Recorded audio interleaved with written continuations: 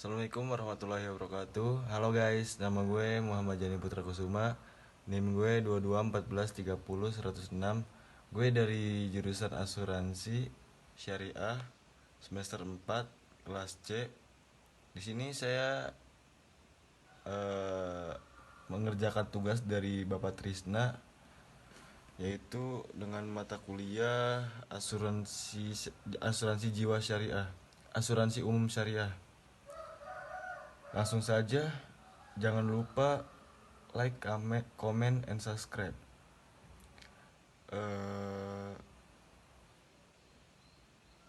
Gak usah pikir lama, gak usah pikir panjang, langsung saja gas, tonton langsung. Yo, besok sekarang, yo. Maka dari itu langsung saja pasang handsfree, simetriskan uji rebahan, kencangkan celana dalam, selamat menonton. Dan mari kita katakan bersama-sama passwordnya. Password di seluruh dunia, the one and only password in the world. 1, 2, 3 Cekicro. 2, 3 Cekicro.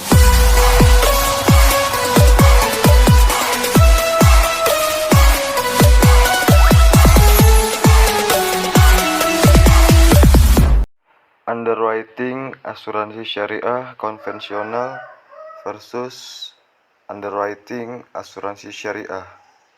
Bagaimana dengan kelanjutannya? Yaitu kita simak sama-sama. Underwriting asuransi konvensional. Dalam asuransi konvensional, underwriting dilakukan untuk memilih mana objek risiko yang ditanggung dan mana yang tidak. Ini berarti seorang underwriter akan membuat suatu penilaian berdasarkan semua risiko yang diajukan pada perusahaan yang diperkirakan secara kolektif akan menguntungkan.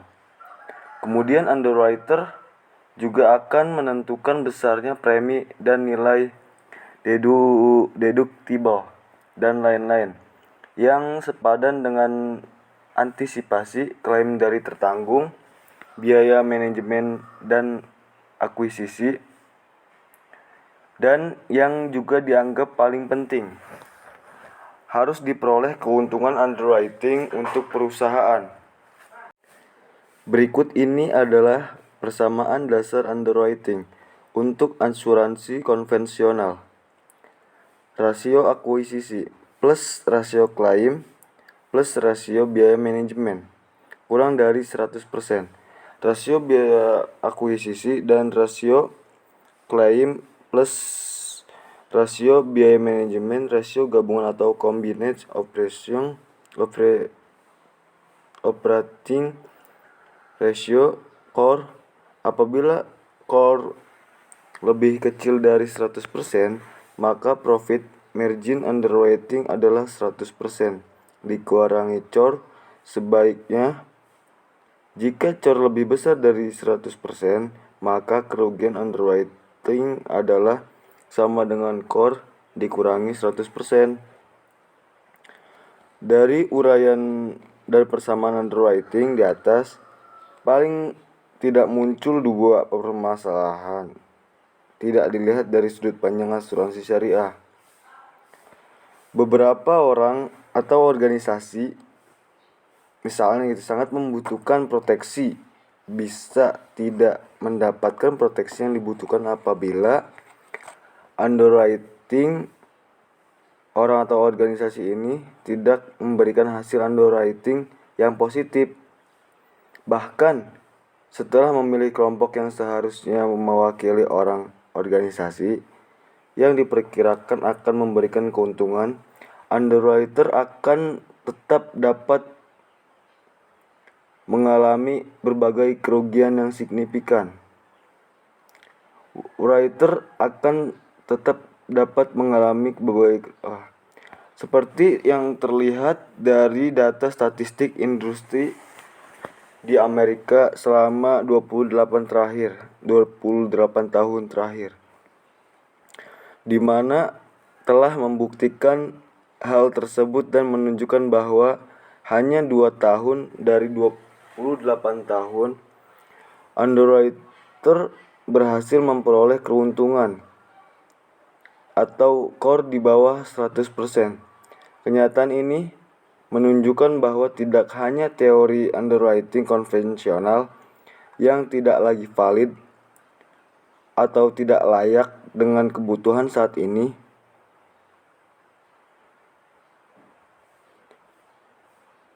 melainkan juga secara sengaja para underwriting asuransi konvensional di negara maju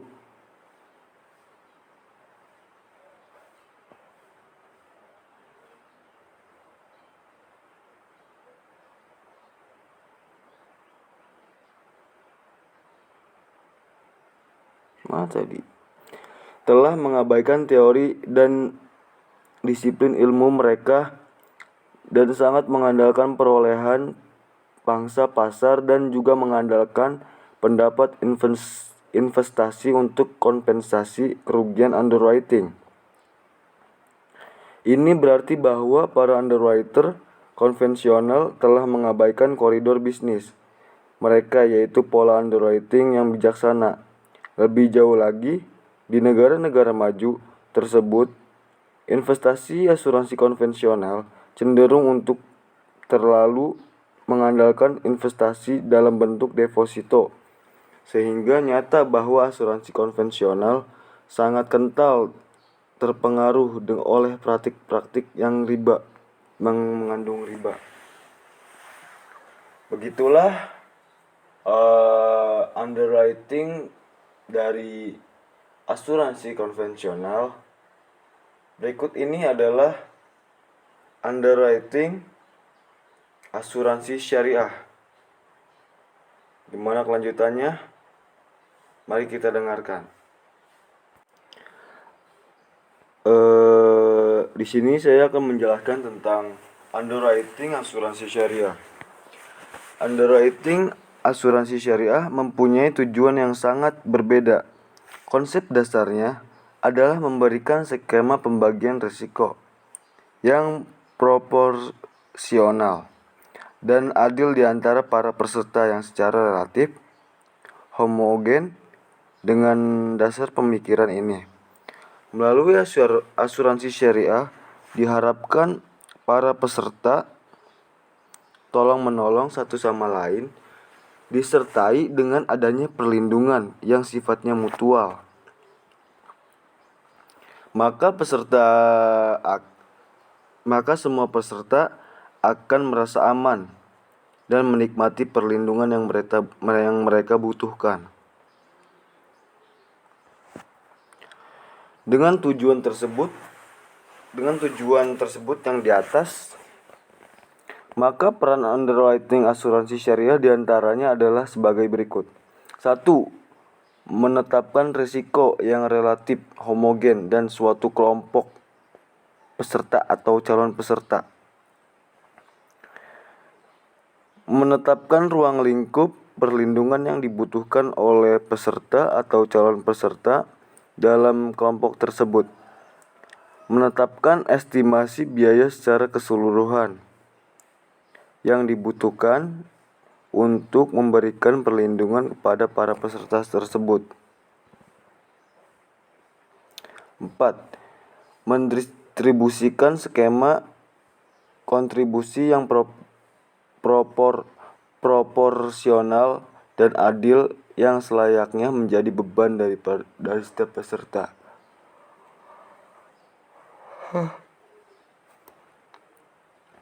Persamaan underwriting asuransi syariah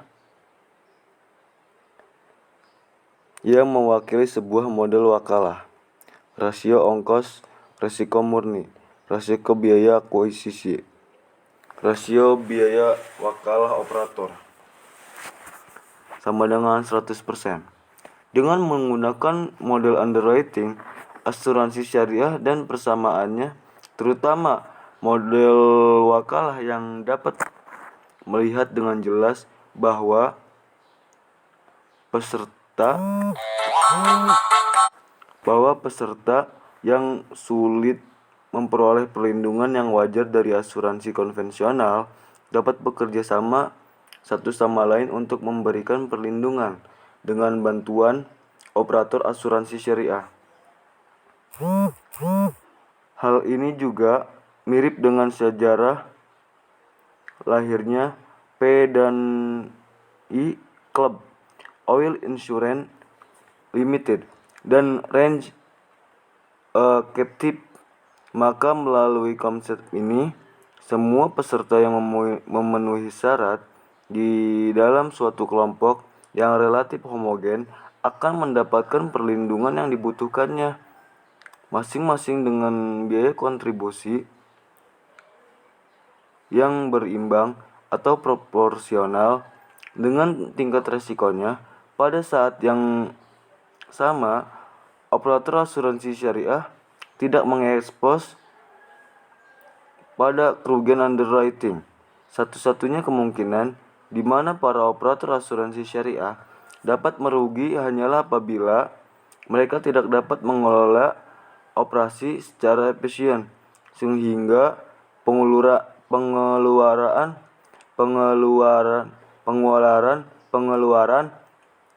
biaya melebihi pendapat wakalah yang diterimanya. Tetapi proses tersebut merupakan bagian dari resiko bisnis yang dianggap sebagai transaksi gharar. Untuk melaksanakan konsep underwriting asuransi syariah yang baik, tantangan bagi underwriter asuransi syariah adalah untuk menemukan jawaban-jawaban dari persoalan-persoalan di bawah ini. 1. Bagaimana memilih dan menargetkan risiko-risiko yang relatif homogen dari kelompok peserta tertentu agar dapat memberikan skema pembagian risiko yang proporsional, adil, dan terjangkau. 2. Bagaimana mengelola risiko secara keseluruhan di bawah skema yang mereka buat sehingga memberikan hasil underwriting yang relatif stabil dan terprediksi secara relatif akurat yang pada gilirannya dapat terjemahkan ke dalam perhitungan biaya kontribusi yang stabil dan terprediksi. Lanjut di sini gue akan membahas apa yang dimaksud dengan underwriting. Underwriting merupakan salah satu proses yang sangat penting dalam asuransi. Underwriting dilakukan untuk menilai risiko yang dapat diterima oleh perusahaan asuransi dan menentukan berapa banyak premi yang harus dibayarkan pemegang polis setiap periodenya.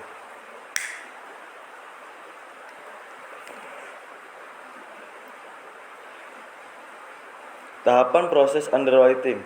Secara umum, ada 4 tahapan utama dalam proses underwriting. Apa saja tahapannya? 1. Application.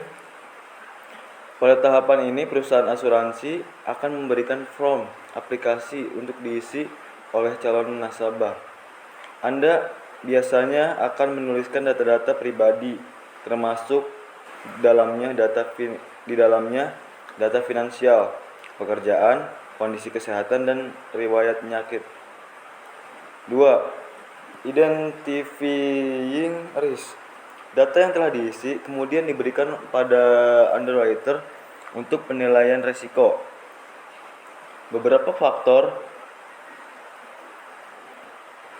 yang menjadi pertimbangan dalam menilai risiko adalah 1. Riwayat dan kondisi kesehatan. Dalam asuransi sangat penting untuk mengisi dan menyatakan data kesehatan secara jujur dan benar dalam formulir aplikasi, selain untuk menentukan tingkat risiko juga untuk keberlangsungan polis. Karena apabila data kesehatan tidak diisi dengan kondisi sebenarnya, kedepannya juga akan mempengaruhi keputusan klaim. 2. Data finansial. Pendapatan akan mempengaruhi keputusan underwriting dan juga untuk anti-money laundering dan know your customer. 3. Usia. Semakin muda usia Anda, maka besaran premi akan semakin rendah. Maka dari itu, belilah produk asuransi selagi Anda masih muda. Karena semakin Anda menundanya, semakin tinggi risikonya, semakin mahal premi yang mesti dibayarkan.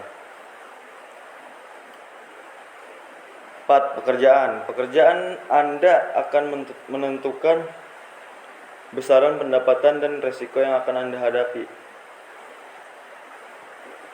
Pekerjaan yang tergolong bahayanya bisa jadi membuat pengajuan Anda ditolak karena risiko yang terlalu tinggi. Hobi. 5. Hobi. Seperti pekerjaan Anda, hobi tertentu misalnya yang berkaitan dengan traveling menggunakan pesawat terbang bisa meningkatkan risiko Anda. 6. Yaitu kebiasaan merokok.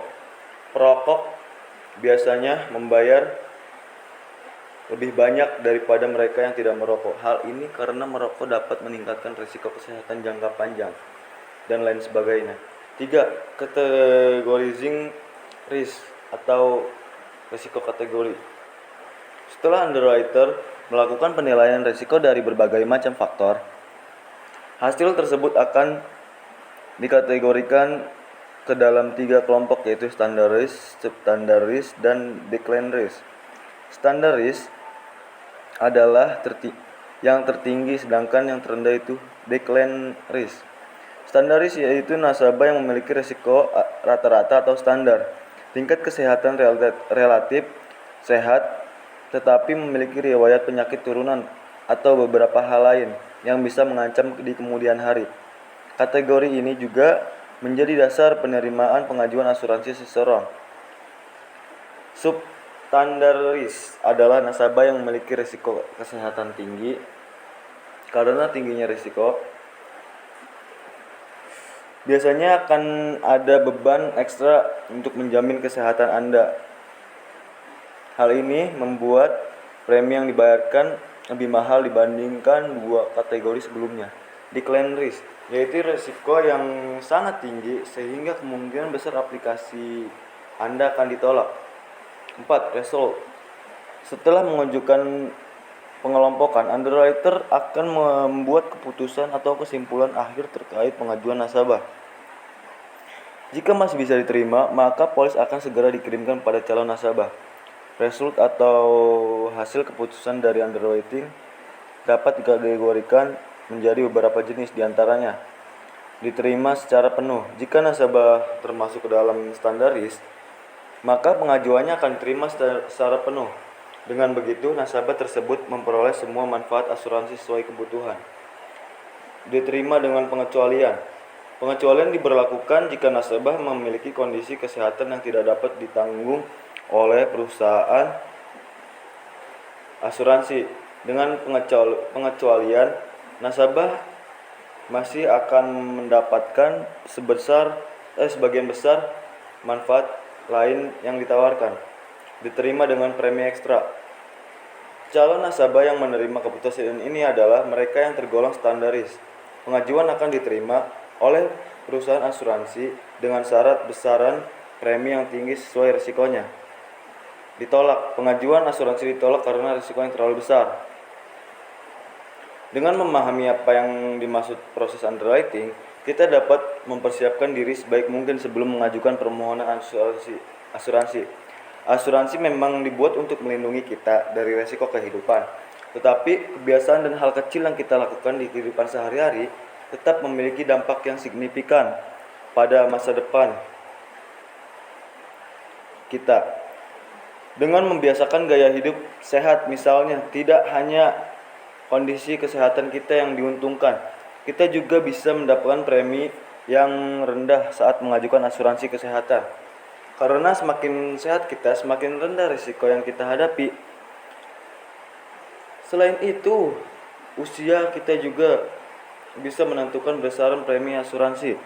Maka dari itu, jika ingin masa depan terjamin dan keuangan aman, asuransikanlah diri Anda selagi Anda masih muda dan sehat. Begitulah tahapan underwriting di asuransi konvensional. Berikutnya adalah proses underwriting di asuransi syariah. Underwriting dalam perusahaan asuransi syariah. 1. Underwriting dalam kemaslahatan jiwa. Jika jiwa sebagai salah satu aspek ditetapkan hukum Islam dan menjadi aspek yang harus dilindungi atas dasar itu. Dalam aspek salbiyah, Islam melarang pembunuhan dan pelakunya diancam hukuman kisos. Hal ini diatur dalam Quran surat Al-Baqarah ayat 178-179 dengan arti, hai orang-orang yang beriman, diwajibkan atas kamu kisos berkenan dengan orang-orang yang dibunuh, orang merdeka dengan orang merdeka, hamba dengan hamba, dan wanita dengan wanita. Maka barang siapa yang mendapatkan suatu pemaafan dari saudaranya, hendaklah yang memaafkan mengikuti dengan cara yang baik, dan hendaklah yang diberi maaf membayar diat kepada yang memberi maaf dengan cara yang baik pula. Yang demikian itu adalah suatu keringanan dari Tuhan kamu dan suatu rahmat. Barang siapa yang mengampuni melampaui batas sudah itu, maka baginya siksa yang sangat pedih. Dan dalam kisah itu ada jaminan keberlangsungan hidup. Hai orang-orang yang berakal, supaya kamu bertakwa, karena takut miskin maupun pembunuhan yang tidak dibenarkan oleh syara. Sementara itu Al-Quran menjelaskan penghormatan terhadap jiwa seseorang. Allah Subhanahu wa taala berfirman dalam Quran surat An-Nisa ayat 92-93 yang artinya, dan tidak layak bagi seseorang mukmin membunuh seorang mukmin kecuali mereka tersalah tidak sengaja.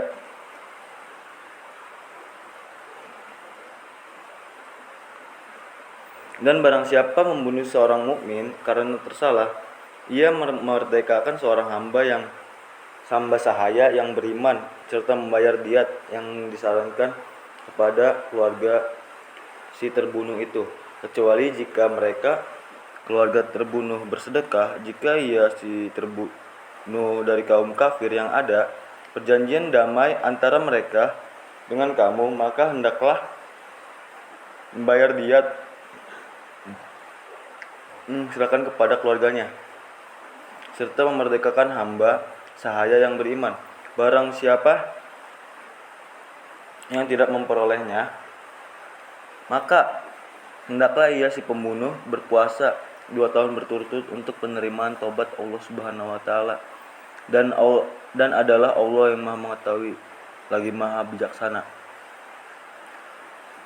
Dan barang siapa yang membunuh seseorang mukmin dengan sengaja, maka biasanya ialah jahanam, kekal ia dalamnya, dan Allah murka kepadanya dan mengutuki serta menyediakan azab yang besar baginya.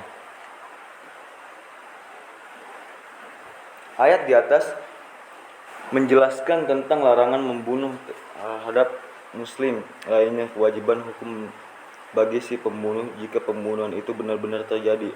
Perwujudan kemaslahatan jika jiwa dari aspek positif diwujudkan melalui perkawinan yang bertujuan untuk melestarikan keturunan. Perlindungan jiwa pada level zaruriyah dapat dilakukan dengan cara membunuh kebutuhan pokok seperti makanan untuk mempertahankan hidup. Perwujudan kemaslahatan jiwa dari aspek negatif, cara kerjanya melalui penolakan maupun pencegahan dari hal-hal yang merusak jiwa atau raga. Kepentingan pada perlindungan jiwa adalah keberlangsungan jiwa ataupun anggota badan yang dimiliki seseorang, di mana jiwa terjadi akan menimbulkan kerugian finansial. Adanya underwriting mengenai perlindungan jiwa yaitu dengan seleksi risiko yang dilakukan oleh pihak underwriter membuat anggota lainnya menjaga kesehatannya, menjaga kondisi ekonominya, untuk memikirkan ke masa yang akan datang demi anak keturunannya. Dalam hal ini, untuk mencapai kemaslahatan tersebut, maka calon pemegang polis pun mencegah keburukan-keburukan yang akan timbul. Hal tersebut sesuai dengan kaidah fikih. Dalam underwriting juga melindungi pemegang polis yang telah terdaftar agar tidak ikut menanggung beban yang lebih berat antara sesama pemegang polis. Tujuan hukum dari underwriting tersebut agar resiko yang relatif homogen dari kelompok peserta tertentu agar memberikan skema pembagian resiko yang proporsional, adil dan terjangkau terhadap sesama pemegang polis. Karena pada hakikatnya dalam asuransi jiwa syariah, peserta asuransi saling menanggung dan perusahaan hanya sebatas pemegang dan pengelola dana santunan tersebut. Underwriting dalam kemaslahatan harta. Harta merupakan salah satu aspek maqasid asy-syariah yang harus dilindungi oleh syariah. Meskipun pada dasarnya harta milik Allah, tetapi manusia memiliki hak kepemilikan dan kewajiban mengelolanya dengan baik. Aturan main dalam bidang ekonomi dalam Islam diatur dalam fikih muamalat.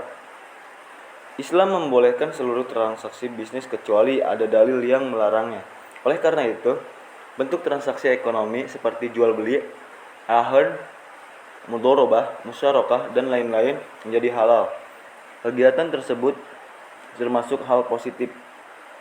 Adapun aspek negatif, Islam melarang semua transaksi ekonomi yang mengandung unsur riba, maisir, gharar, zalim, takrir.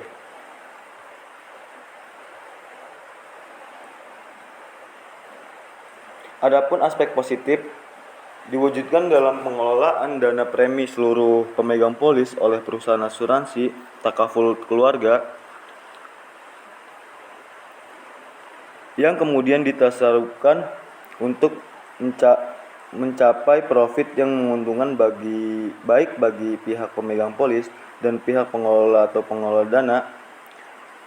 Pengelolaan tersebut digunakan dalam berbagai instrumen seperti pasar uang syariah, reksadana syariah, saham syariah, sukuk, deposito mudharabah dan lain-lain.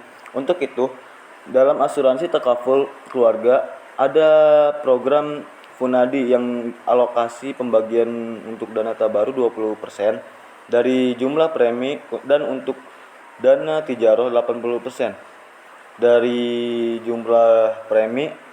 Pimpinan Asuransi Takaful Keluarga Bengkulu wawancara 27 Desember 2018. Artinya, dominan dana premi pemegang polis digunakan untuk hal produktif. Demi menjaga kemaslahatan harta peserta asuransi dalam underwriting juga melindungi pemegang polis untuk menjaga hartanya agar digunakan untuk hal-hal yang mendesak di masa mendatang dan tidak boros di masa saat ini. Hal tersebut terungkap ketika calon pemegang polis menginginkan santunan yang besar ditawarkan perusahaan asuransi takaful keluarga dikarenakan jumlah tanggungannya atau jumlah ahli warisnya yang banyak, maka calon pemegang polis tersebut menambah ekstra premi dari yang ditetapkan oleh perusahaan asuransi takaful keluarga tersebut. Tujuan hukum dari underwriting tersebut agar resiko-resiko yang relatif besar diimbangi dengan dana tabungan dan sumbangan yang juga besar agar dapat memberikan skema bagi pembagian resiko yang proporsional, adil dan terjangkau terhadap sesama pemegang polis dan juga memberikan ruang kepada perusahaan untuk mengelola dana premi tersebut ke jalan produktif yang tentunya sesuai dengan prinsip-prinsip Islam. Perusahaan asuransi jiwa syariah pasti menginginkan terjadinya surplus underwriting. Itu berdampak dari sehatnya keuangan perusahaan dan kesejahteraan kumpulan dana premi para pemegang polis. Maka dalam hal ini pihak asuransi menjadi selektif dalam memilih risiko. Hal itu untuk menjaga dana umat yang terkumpul dalam asuransi takaful keluarga. Apabila pihak underwriting tidak selektif dan menyeleksi risiko, maka akan berdampak susutnya dana tabaru pada asuransi tersebut. Cukup sekian dari saya, kurang lebihnya mohon maaf. Thank you for watching. Jangan lupa like, comment, and subscribe. Wallahul muwaffiq ila aqwamit thoriq. Wallahul muwaffiq ila aqwamit thoriq. Wa afu minkum. Wassalamualaikum warahmatullahi wabarakatuh.